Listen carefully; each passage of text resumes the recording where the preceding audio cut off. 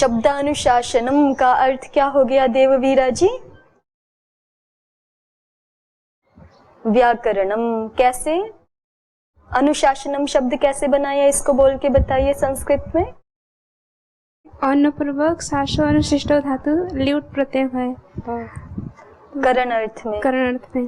तो बोले इसको, जैसे हम बोलते हैं ना करोति इति कारकः, वैसे ही अनुशासनम को बोल के बताइए।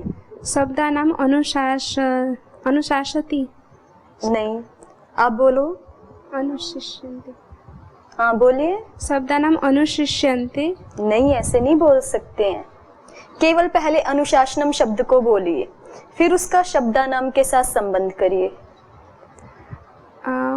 अनुशासन। हाँ। शब्दानाम पीछे दीजिए देवज्योति जी को। अनुशिष्यन्ते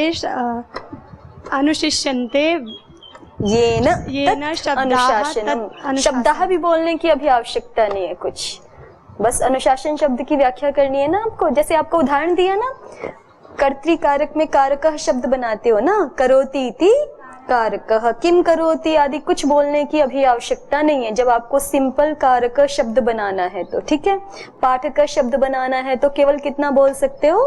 पठति इति पाठकः, करोति इति कारकः, लिखति इति लेखकः।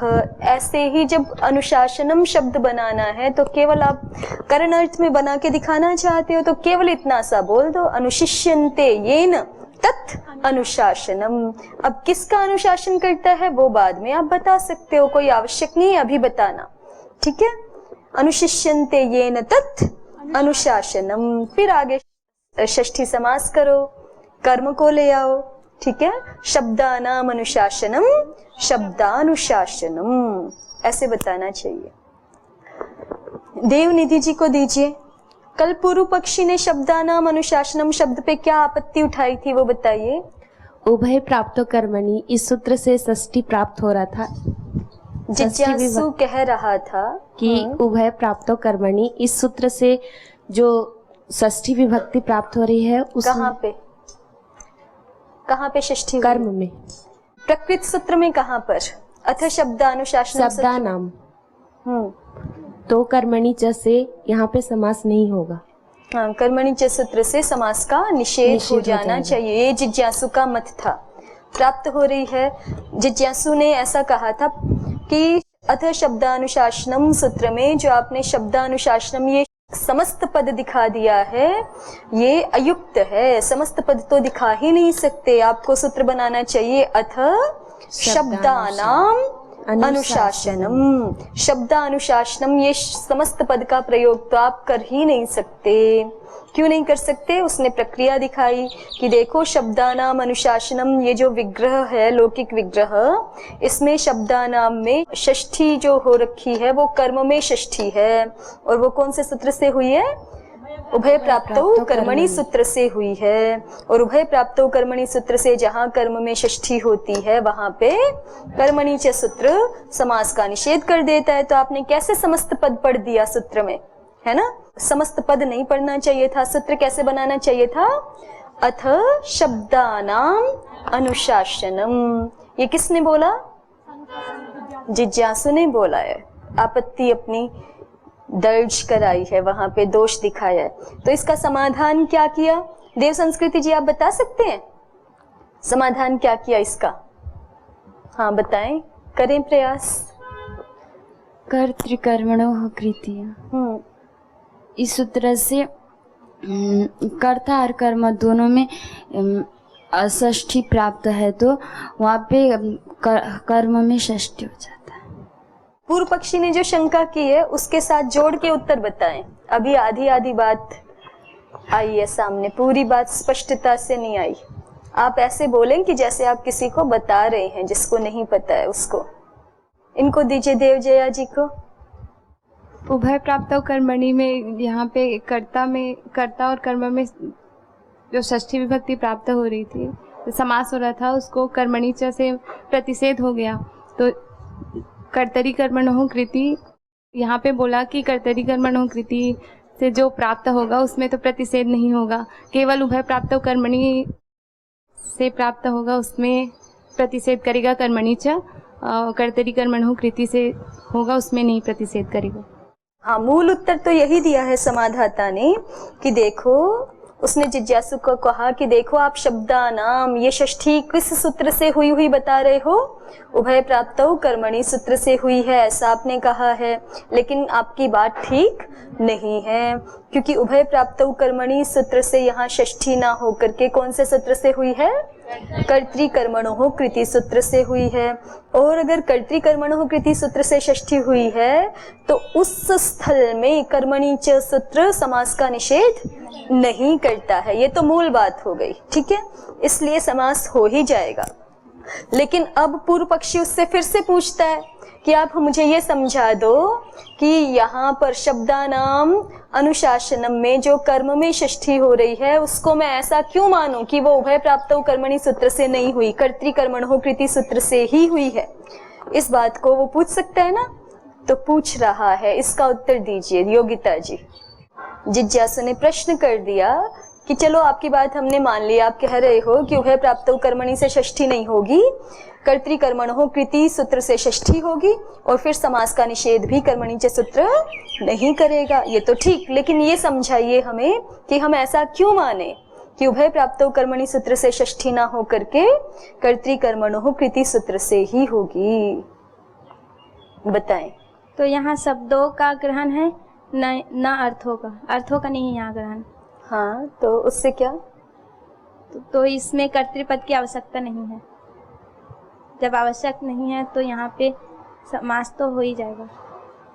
समास तो हो ही जाएगा, ऐसे मत सीधे, मतलब क्रम से पहुंचो, क्रम से, लंबी छलांग नहीं लगानी एकदम। जब कर्तृपद की आवश्यकता नहीं होगी, कर्तृ नहीं रहेगा, तो कर्तृकर्मणः कृति से कर्म में षष्ठी हो जाएगी। हाँ, विशेष बात तो अभी भी छूट रही है। विशेष बात क्या है, बोलिए। उभय प्राप्तौ कर्मणि का विषय ही नहीं है ना? ये बात बोलनी पड़ेगी ना कि उभय प्राप्तौ कर्मणि सूत्र का यहाँ विषय ही नहीं बन रहा। जो आपने बोला उसी को फिर से बोलते हैं थोड़े ठीक से। आपने बोला कि शब्दानाम अनुशासनम, यहाँ पर आचार्य ने शब्दानाम इस पद को रखा है, केवल कर्म का ग्रहण किया है, ठीक है, कर्म विशेष का ग्रहण किया। इसको और अच्छे से बोलें तो क्या कहेंगे? कर्म विशेष का ग्रहण किया है, कि जिससे अन्य कर्मों को हटाया जा सके। जैसे कल एक बात हो रही थी ना कि शब्दानाम अनुशासनम केवल इतना रख देते तो उसके साथ किसी भी क्रिया का श्रूयते, पठ्यते आदि का अध्याहार हो सकता था, लेकिन जब अथ रख दिया तो प्रस्तूयते या अधिक्रियते क्रिया का ही अध्याहार हो गया। अन्य जो क्रियाएं हमें नहीं अपेक्षित थी वो अपने आप से हट गई, ठीक है। ऐसे ही शब्दानाम अनुशासनम जैसे ही हमने बोला तो कर्म के रूप में इस वाक्य में क्या गृहीत हो गया? शब्दानाम, ठीक है। इससे जो अन्य कर्म गृहीत हो सकते थे वो सारे हट गए। अर्थानाम अनुशासनम ये हट गया, ठीक है। शब्दानाम अनुशासनम, ऐसा कहने से आचार्य क्या बताना चाहते हैं? केवल कि हम शब्दों का अनुशासन कर रहे हैं, शब्दों के द्वारा बोध्य जो पदार्थ हैं उनका अनुशासन हम नहीं कर रहे हैं। शब्दानाम कहने से इतना वो बताना चाहते हैं। अस्तु, तो इस वाक्य में साक्षात रूप से कर्म का ही ग्रहण है, और इस वाक्य के वाक्यार्थ का अभिप्राय भी कोई ऐसा विशेष नहीं है कि वो बिना कर्तृपद के गम्यमान ना हो, ठीक है। अर्थात वाक्य किसी कर्तृपद की आकांक्षा नहीं कर रहा है, ठीक है। अथ शब्दानुशासनम, ये जो वाक्य है ये किसी कर्तृपद की आकांक्षा नहीं कर रहा है। जब नहीं कर रहा है तो कर्ता अविवक्षित है यहाँ पर, और कर्ता अविवक्षित है तो वाक्य में कर्ता कर्म दोनों एक साथ में है ही नहीं। तो अनुशासनम, ये जो कृदंत है हमारे पास, इसका कर्म तो है, वाक्य में कर्ता है ही नहीं, और कर्ता है ही नहीं तो ये उभय प्राप्तौ कर्मणि का विषय कैसे बनेगा, ठीक है। वहां तो कृदंत के कर्ता और कर्म में एक साथ जब षष्ठी की दोनों में प्राप्ति होने लगती है, दोनों में किसमें प्रियंका जी? कृदंत के कर्ता में भी और कृदंत के कर्म में भी, दोनों में एक साथ षष्ठी होने लग जाए तब किसका विषय बनता है? उभय प्राप्तौ कर्मणि का विषय बनता है, तब वहां उभय प्राप्तौ कर्मणि नियम करने के लिए आता है कि कर्ता कर्म में एक साथ षष्ठी प्राप्त हो तो कर्म में ही हो, कर्ता में ना हो। अब तो ये उभय प्राप्तौ कर्मणि का विषय ही नहीं है, और विषय नहीं है तो उभय प्राप्तौ कर्मणि नियमन करने के लिए उपस्थित नहीं होगा तो केवल कौन सूत्र उपस्थित होगा यहाँ? कर्तृकर्मणो कृति सूत्र उपस्थित होगा, वही कर्म में षष्ठी करा देगा। उसी के कारण से हमें शब्दानाम इस पद में षष्ठी सुनाई पड़ रही है। कौन से सूत्र के कारण से? कर्तृकर्मणो कृति सूत्र के कारण से यहाँ पे कर्म में षष्ठी सुनाई पड़ रही है। और जिन स्थलों में उभय प्राप्तौ कर्मणि सूत्र से कर्म में षष्ठी नहीं होती है, वहां पर कर्मणि च सूत्र समास का निषेध नहीं करता। केवल उस सूत्र का विशेषार्थ यही है, कर्मणि च सूत्र का कर्मणि इत्येवं उक्त्वा, कर्मणि इत्येवं पदम उच्चार्य यत्र षष्ठी विहिता। ठीक है, कर्मणि ये बिल्कुल स्वरूपतः उच्चरित करके जहां षष्ठी विधान किया है, जैसे उभय प्राप्तौ कर्मणि, वहां कर्मणि ये स्वरूपतः पढ़ा है ना, कर्तृकर्मणो हो तो स्वरूप बदल गया, कर्मणि नहीं है ना वहां पर स्वरूप। तो उभय प्राप्तौ कर्मणि सूत्र के द्वारा ही जहां पे षष्ठी होती है, वहीं पे कर्मणि च सूत्र क्या करता है? षष्ठी समास का निषेध करता है। क्योंकि यहाँ तो शब्दानाम अनुशासनम में षष्ठी उभय प्राप्तौ कर्मणि के द्वारा तो हुई नहीं, तो इसलिए यहाँ समास निषेध नहीं होगा, समास हो ही जाएगा। और समास हो जाएगा तो जो आप कह रहे थे कि समस्त शब्द सूत्र में नहीं पढ़ सकते, वो बात आपकी ठीक नहीं है। ठीक है, हुआ। अब उभय प्राप्तौ कर्मणि सूत्र का विषय कहाँ बनता है, कहाँ आवश्यक रूप से कर्ता कर्म दोनों में षष्ठी होती ही है। इसके लिए एक उदाहरण दिया था ना न्यासकार ने, वो उदाहरण कौन बताएंगे? आपको समझ आया है देवशौर्या जी? आप बताओ। चलो। आश्चर्यो गवाम अशिक्षितेन। फिर से बोलिए। आश्चर्यो गवाम दोह अशिक्षितेन अगोपालकेन। हाँ, तो अब इसको घटा के दिखाइए। आश्चर्यो गवाम दोहो अशिक्षितेना गोपालकेन। अशिक्षित और अगोपाल, जिन्होंने सिखाया भी नहीं है दूध निकालना, और जो गोपालों के परिवार में भी नहीं है। परिवार में ही होते हैं जो बालक, वो तो स्वाभाविक रूप से सीख जाते हैं ना। तो जो गोपालक भी नहीं है और जिसने अलग से सीखा भी नहीं है, ऐसे व्यक्ति के द्वारा दूध निकालना आश्चर्य है, वो भी दुर्दोह गायों का। ठीक है, कठिनता से दुहने योग्य जो गायें हैं उनका दूध निकाल देना कैसी बात है उनके द्वारा? आश्चर्यभूत। अब घटा के दिखाइए, कर्ता कर्म में कैसे षष्ठी हो रही। कृदंत क्रिया क्या है? दोहन। दोह, दुह धातु से घय प्रत्यय हो रहा है ना, तो दोह कृदंत क्रिया है। कर्तृपद क्या है? कर्तृपद अशिक्षितेन गोपाल, अशिक्षितेन अगोपालकेन, ये कर्तृपद है। और कर्म पद क्या है? आश्चर्यो नहीं, गवाम। कर्म क्या है? गवाम। ठीक है, अब घटा के दिखाइए कि कैसे यहाँ पे कर्ता कर्म दोनों में षष्ठी प्राप्त हो रही है। गवाम में कर्म है तो इस कारण षष्ठी हो गई।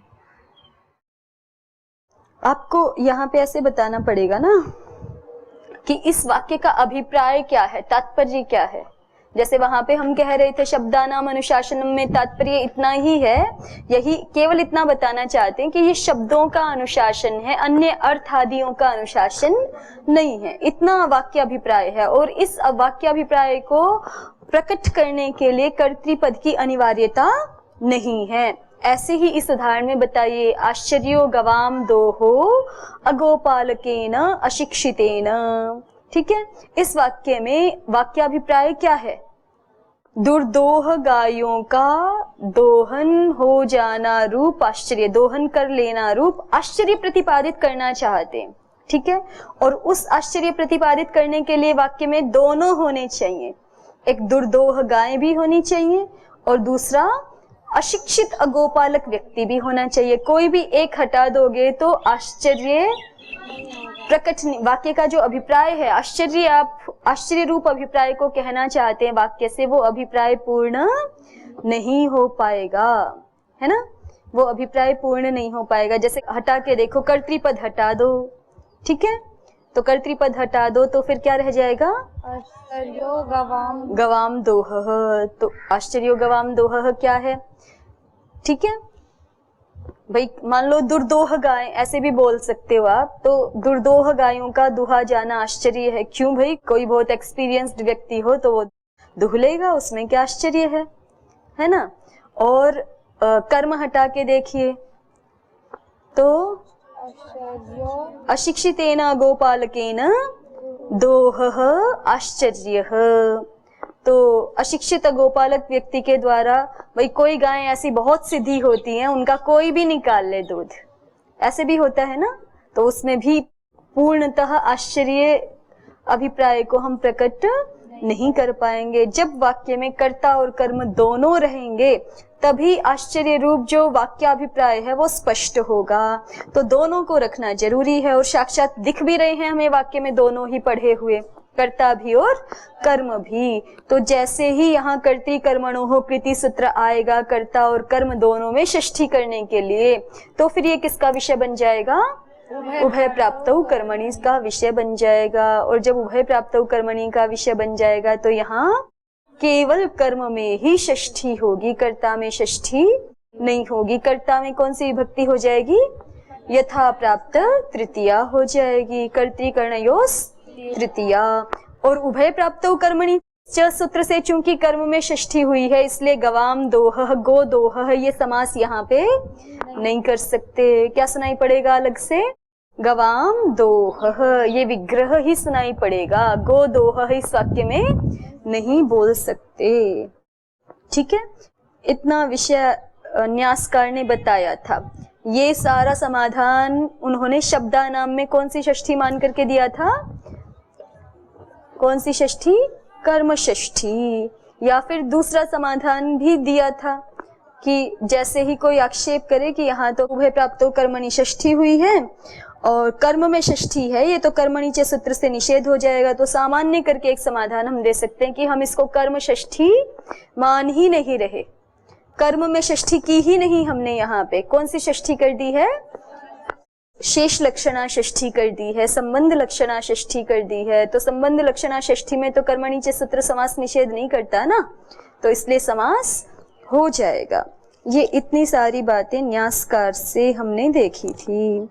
अब आगे देखें, चलिए थोड़ा सा और न्यासकार को देखते हैं। ये मिला आपको, व्याकरणस्य च इदम अनवर्थम नाम शब्दानुशासनमिति, मिल गया। देखिए, व्याकरणस्य च इदम अनवर्थम नाम शब्दानुशासनमिति क्या बता रहे हैं कि ये जो शब्दानुशासन संज्ञा है, शब्दानुशासन नाम है, ये कैसा नाम है, कैसी संज्ञा है व्याकरण शास्त्र की, अनवर्थम। अनवर्थम माने सार्थक, अर्थ के अनुसार, अनवर्थम, ठीक है ना, अर्थ के अनुसार ही है। जैसा अर्थ है व्याकरण शास्त्र का, जैसा स्वरूप है वैसे ही उसकी संज्ञा है, अर्थ के अनुसार संज्ञा है, अनवर्थ संज्ञा है। अतस्तेनैव सूचितत्वात् प्रयोजनस्य अनभिधानम, कहते हैं कि प्रयोजन, हमने शास्त्र का प्रयोजन शास्त्र के प्रारंभ में बताना चाहिए लेकिन नहीं बताया, क्यों, तेनैव सूचितत्वात्, शब्दानुशासनम, ये जो शब्द है ना, चूंकि ये व्याकरण शास्त्र की अनवर्थ संज्ञा है तो इसी नाम से ही प्रयोजन को बता दिया गया। अतः, अतः माने इसलिए, इसलिए किस लिए, चूंकि शब्दानुशासनम नाम ये अनवर्थ संज्ञा है, ठीक है, क्योंकि शब्दानुशासनम ये व्याकरण शास्त्र की अनवर्थ संज्ञा है, इसलिए तेनैव, केनैव, तेन नामना एव, तया संज्ञया एव, उस नाम से ही, किस नाम से, शब्दानुशासनम, इस नाम से ही, सूचितत्वात् प्रयोजनस्य, प्रयोजन के बता दिए जाने से, सूचितत्वात् प्रयोजनस्य माने प्रयोजन के बता दिए जाने से, प्रयोजन के सूचित कर दिए जाने से, अनभिधानम, प्रयोजनस्य अनभिधानम, प्रयोजन को नहीं कहा गया है। कल बताया था ना, अभिपूर्वक धा धातु किस अर्थ में प्रयोग होती है? कहना, बताना, ठीक है। तो अभिधानम माने कह दिया गया, अनभिधानम माने नहीं कहा गया। कोई अगर प्रश्न पूछे कि आपने यहाँ व्याकरण शास्त्र का प्रयोजन तो बताया ही नहीं, तो कह रहे हैं शब्दानुशासनम शब्द का प्रयोग किया है ना हमने, ये सार्थक संज्ञा है, तो इसी संज्ञा के द्वारा ही चूंकि व्याकरण शास्त्र के प्रयोजन को बता दिया गया, इसलिए हमें अलग से प्रयोजन बताने की आवश्यकता नहीं है। शब्दानुशासनम शास्त्र से प्रयोजन कैसे पता चल गया कि भाई इस शास्त्र, शब्दानुशासनम का क्या अर्थ है? शब्दाः अनुशिष्यन्ते येन तत्शास्त्रम, तो उस शास्त्र का प्रयोजन भी क्या है? अब जैसे पूछे योग दर्शन का प्रयोजन क्या है, तो योग के बारे में बताना ही तो प्रयोजन है। ऐसे ही व्याकरण का प्रयोजन क्या है? शब्दों के बारे में अन्वाख्यान करना ही तो शब्दानुशासनम शास्त्र का प्रयोजन है ना। और वो अर्थ किससे ही पता चल गया? शब्दानुशासनम इस नाम से ही पता चल गया, इसलिए अलग से नहीं कहा। ठीक है, सबसे प्राथमिक प्रयोजन देखेंगे व्याकरण शास्त्र का तो यही तो है कि व्याकरण शास्त्र क्या करना चाहता है? शब्दों के साधुत्व का अन्वाख्यान करना चाहता है। अस्तु ज्ञातम। आगे देखिए, येन हि शब्दा अनुशिष्यन्ते तस्य तदुद्देशे प्रवृत्तिः। येन ही शब्दा अनुशिष्यन्ते, जिस ग्रंथ के द्वारा, जिस शास्त्र के द्वारा क्या किया जा रहा है? शब्दों का अनुशासन किया जा रहा है। तस्य तदुद्देश्य प्रवृत्ति ही, उस शास्त्र की उसी उद्देश्य को लेकर के प्रवृत्ति हो रही है, उसी उद्देश्य में उसकी प्रवृत्ति है। यस्य च यद उद्देश्य प्रवृत्ति ही, और जिसकी जिस वस्तु को उद्दिष्ट करके प्रवृत्ति होती है, तस्य तत् प्रयोजनम भवति, उसका वही तो प्रयोजन होता है। ठीक है, जिस वस्तु को लेकर जो व्यक्ति, जिसको उद्दिष्ट करके, जिसको अपना उद्देश्य बनाकर प्रवृत्ति करता है, वही उद्देश्य ही तो उसका क्या होता है? प्रयोजन होता है। तदेतद उक्तम भवति, तो इस तरह से ये कह दिया गया, शब्दानुशिष्टिर अस्य प्रयोजनम, कि इस शास्त्र का प्रयोजन क्या है? शब्दानुशिष्टि ही। शब्दानुशिष्टि ही कहो, शब्दा अनुशासनम कहो, एक ही बात है। शब्दानुशासन शास्त्र का प्रयोजन भी क्या है? शब्दानुशासन ही है। अब पर इस वाक्य जब मैं ये बोल रही हूँ तो ध्यान दीजिए, जो मैं पहला शब्दानुशासनम बोल रही हूँ वहां पे करण में लुट प्रत्यय है, और जब मैं बोल रही हूँ शब्दानुशासन शास्त्र का प्रयोजन भी शब्दानुशासन है, तो ये जो दूसरा शब्दानुशासनम बोल रही हूँ यहाँ पे भाव में लुट प्रत्यय है। ठीक है, शब्दानुशासन शास्त्र का प्रयोजन भी शब्दों का अनुशासन ही है। तो पहला शब्दानुशासनम शब्द किस अर्थ में हुआ? करणे लुट।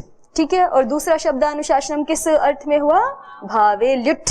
ठीक है, और उसी जो दूसरा शब्दानुशासनम शब्द है उसी को इन्होंने अनुशिष्टि ही ऐसा कह दिया है। जैसे मान लीजिए मैं कहूँ गति ही, या मैं कहूँ गमनम, और दोनों ही जगह गम धातु से तिन प्रत्यय भाव में हुआ है तो गति बन गया, और गम धातु से लुट प्रत्यय भाव में हुआ तो गमनम बन गया। तो गमनम बराबर गति ही, ऐसा कह सकते हैं ना। तो अनुशासनम बराबर अनुशिष्टि ही, एक ही अर्थ है, दोनों जगह भाव में प्रत्यय हुआ है। सम्यक। तो जो ये कहा तदेतद उक्तम भवति शब्दानुशिष्टिरस्य प्रयोजनम, तो इस तरह से ये कह दिया गया, शास्त्र के द्वारा हमें ये जान करा दिया गया कि अस्य प्रयोजनम, अस्य शास्त्रस्य, अस्य शब्दानुशासनम शास्त्रस्य, इस शब्दानुशासन शास्त्र का प्रयोजन क्या है? शब्दानुशिष्टि ही, शब्दों का अनुशासन, शब्दों का अन्वाख्यान ही इस शास्त्र का प्रयोजन है। कहते हैं एतच्च साक्षात प्रयोजनम, ये सबसे प्राथमिक प्रयोजन है, सबसे साक्षात, सीधे सीधे, जो शब्द से ही पता चल रहा है, नाम से ही पता चल रहा है। ठीक है, ये सबसे प्रथम प्रयोजन है, साक्षात प्रयोजन है, प्राथमिक प्रयोजन है। एतच्च साक्षात प्रयोजनम पारंपर्येण तु वेद रक्षणादीनि प्रयोजनानि भाष्यादवधार्याणि। और फिर उससे आगे बढ़कर के परंपरा से देखोगे, शब्द शास्त्र का सबसे पहला प्रयोजन तो क्या हो गया? व्याकरण शास्त्र ने शब्दों के साधुत्व का अन्वाख्यान किया हमारे सामने, उससे व्याकरण शास्त्र को पढ़ के हमें पता चल गया ये शब्द साधु है, ये असाधु है, इस शब्द का ऐसा अर्थ है, ऐसा स्वर है, ये सारा ज्ञान हमें किससे हो गया?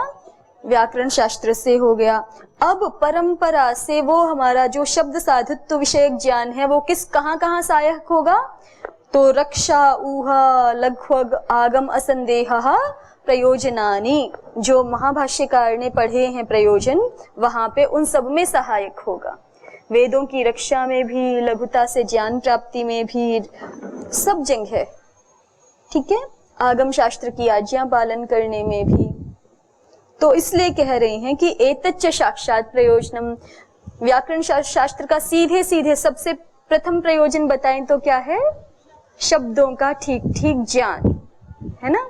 शब्दों के साधुत्व का ठीक ठीक ज्ञान हो जाना, ये सबसे पहला प्रयोजन है साक्षात। और फिर परंपरा से क्या प्रयोजन है? तो रक्षोहा आगम लघ्व संदेहा प्रयोजनानि।